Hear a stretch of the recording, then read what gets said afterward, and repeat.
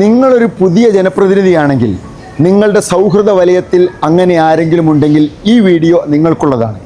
പ്രചാരണ സമയത്ത് നിങ്ങളുടെ പോരായ്മകൾ ആളുകൾ ക്ഷമിച്ചേക്കാം. പക്ഷേ ഇപ്പോൾ നിങ്ങൾ തിരഞ്ഞെടുക്കപ്പെട്ട ഒരു പ്രതിനിധിയാണ്.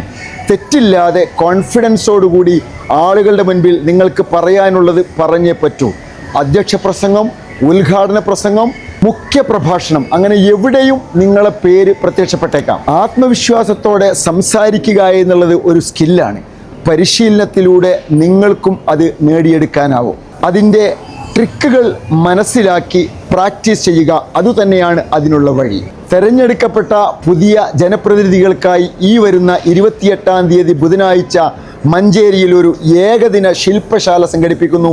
EPS effective public speaking. ആത്മവിശ്വാസത്തോടെ നിങ്ങൾക്ക് പറയുവാനുള്ള സ്കിൽ നേടിയെടുക്കുവാൻ നിങ്ങൾക്ക് താല്പര്യമുണ്ടെങ്കിൽ നിങ്ങൾക്കും ജോയിൻ ചെയ്യാം. താഴെ കാണുന്ന ലിങ്കിലൂടെ കൂടുതൽ വിവരങ്ങൾക്കായി. താങ്ക്